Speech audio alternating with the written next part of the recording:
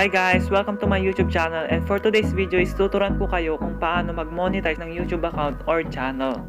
So first is pumunta lang po tayo sa may ating Google Chrome or browser at i-search ang www.youtube.com para mapunta agad tayo sa may mismong page ng YouTube. Pangalawa, hintayin lang natin na mag-loading yung ating page para maiwasan natin ang lag. Tapos, punta lang tayo sa may right side ng bandang itaas, then pindutin ang ating icon or profile. Pagkatapos, pindutin yung Creator Studio para mapunta tayo sa may dashboard. Pero bago ang lahat, ituturo ko muna kung paano naman sa may Google Chrome.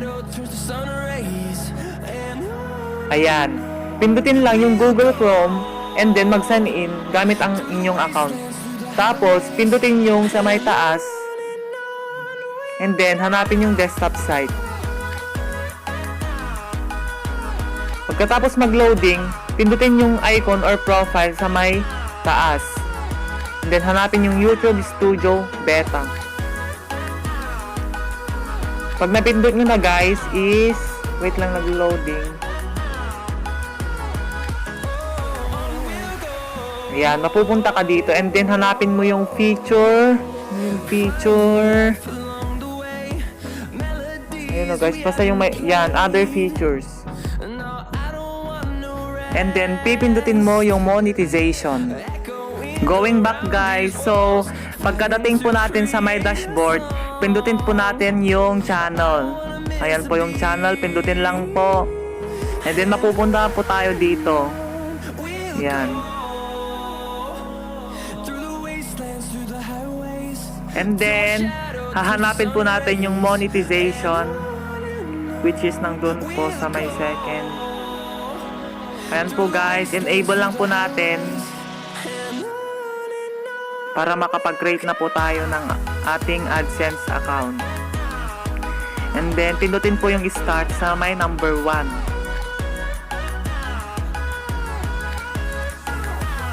At saka, i-check nyo lang po pala yung tatlong box guys sa may gilid. Yan po, wait lang yan. I-check nyo lang po. And then, okay.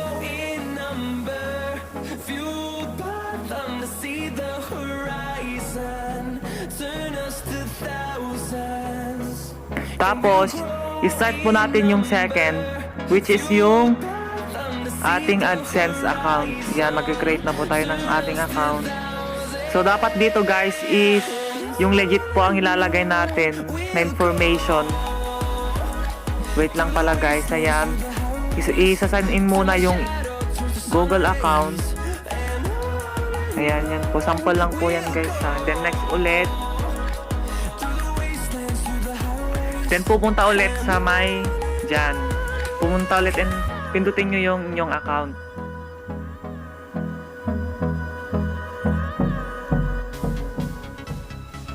Ayan. Ito yung sinasabi ko guys. Kailangan yung legit. Pero kung gusto nyo i-copy paste pala yung inyong URL, pwedeng pwede dahil magagamit nyo yan. Tapos yung yes lang pindutin. Then yung country, kailangan legit po yung ilagay nating country dahil pag hindi po legit yan guys, hindi po nila alam kung saan ipapadala yung pera and mahihirapan po si Google.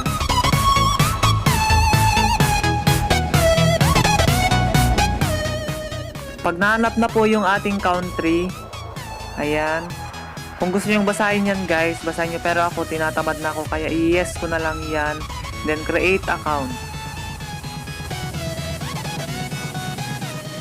Ayan guys, wait lang po natin siya.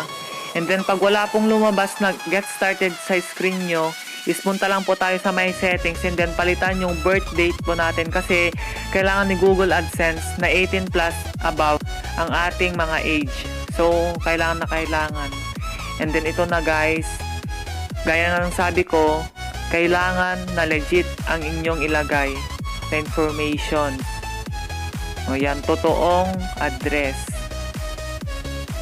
Yan, lagay lang po. Lahat guys, totoo. Pati yung mga number, mga, ano ba yan, address, pangalan, mga city, postal code. Ayan guys, para ma-redirect tayo ni Google AdSense.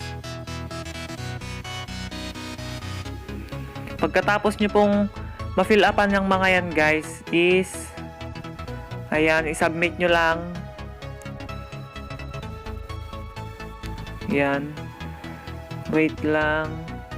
Kasi hindi ko pa nahanap. Itong mga to guys, hindi ko po totoong address ha. Kunwari lang to. Para safe tayo.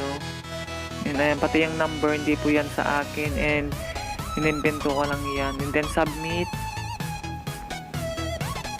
Tapos, pindutin po natin yung redirect.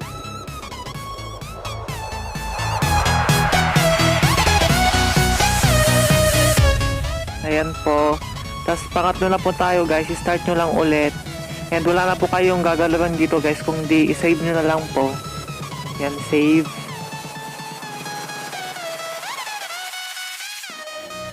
And then, ayan guys. Step 4 na po tayo. And ito yung pinakamahirap sa lahat. Dahil kailangan po natin ng 4,000 watch hours. And then 1,000 subscribers.